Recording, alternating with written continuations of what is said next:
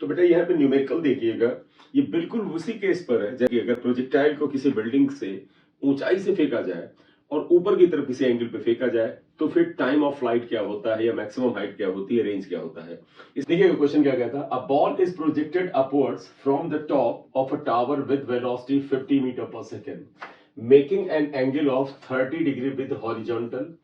Height of the tower is 70 metre, 70 metre height है। After how much time it reaches the ground. यानी एक तरह से time of flight पूछ रहा है कि बॉल अगर यहां से प्रोजेक्ट की गई तो यहां तक आने में उसे कितना टाइम लगेगा।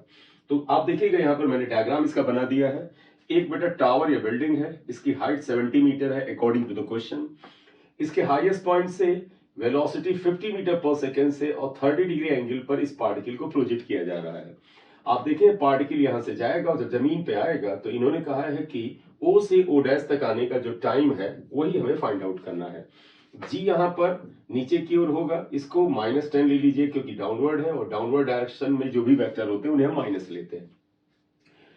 अगर u का बेटा u का कंपोनेंट कर ले तो x component is 50 cos 30 and y component is 50 sin 30 आएगा। आइए हम बेटा टाइम ऑफ फ्लाइट के लिए हाइट का इस्तेमाल करेंगे। आपको ध्यान होगा कि अगर पार्टिकल यहां से यहां तक आता है तो वर्टिकल में वो इतनी दूरी तय करता है और टाइम कितना लेता है वो अपन को निकालना है। तो अगर हम यहां पर ये इक्वेशन यूज करें h equal to ut plus half g t square, इसको इस्तेमाल करते हैं। इसमें h इक्वल टू क्या है बेटा, देखिए h इक्वल टू -70 है। साइन का ध्यान रखना बहुत जरूरी है। -70 क्यों, क्योंकि पार्टिकल जब यहां से यहां तक गिरेगा तो y एक्सिस पर इसका डिस्प्लेसमेंट कितना होगा 70 में, लेकिन नेगेटिव डायरेक्शन में होगा -70। u यहां पर uy है। uy अगर आप देखें तो बेटा 50 sin 30 अपवर्ड है तो प्लस होगा, 50 sin 30 it is in upward direction. और t जो है बेटे वो अपने बेटा t जो है वो अपने को निकालना है प्लस हाफ, g को -10 आप यहां पर रख दें क्योंकि इट इज -10। t अगेन हमें निकालना है। थोड़ा सा सिंप्लीफिकेशन करें, यहां पर देखिएगा sin 30 हाफ होता है तो ये इक्वेशन आ जाएगी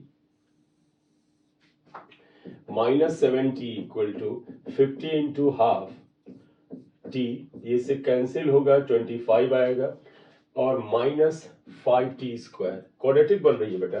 देखिएगा -70 equal to 25t -5t square. इस इक्वेशन को 5 से डिवाइड कर दीजिए, थोड़ा सिंप्लीफाई हो जाएगा। तो 5 से डिवाइड करें तो -14 equal to 5t -t square आया। क्वाड्रेटिक बना लें, इसको इधर ले आइए, t square -5t -14 equal to 0। अगर आप इस क्वाड्रेटिक को सॉल्व कर लेंगे तो आपका रिजल्ट आएगा। आप देखिए क्या कोई फैक्टर हो सकता है 14 और 1 का कोई फैक्टर हो सकता है, 7 2 जा 14, 5 आ जाता है। तो देखो बेटा t स्क्वायर यहां पर -7t लिखिएगा प्लस 2t लिखिएगा क्योंकि 7 2 जा क्या होता है 14 और -14 इक्वल टू 0। t को कॉमन ले लीजिएगा तो यह आएगा t -7 और यहां पर 2 को कॉमन ले ले तो t -7 यहां पर आ गया, ये आ गया, ये 14 है बेटा इक्वल टू 0।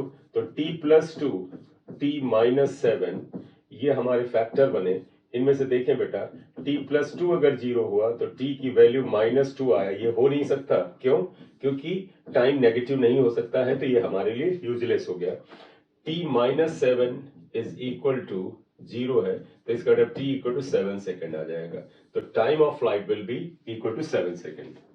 तो ये बेटा आप देखिएगा इस क्वेश्चन में कि टाइम ऑफ फ्लाइट ऐसे केस में जिस बेटा पार्टिकल को बिल्डिंग की हाइट से फेंका जाता है, यहां पर हम इसे कैसे करते हैं। तो इस वीडियो में बेटा इतनी बात करेंगे। अगर आप इस चैनल पर नए हैं तो काइंडली से सब्सक्राइब कर दीजिएगा, लाइक कर दीजिएगा, अपने फ्रेंड सर्किल में से शेयर करिए।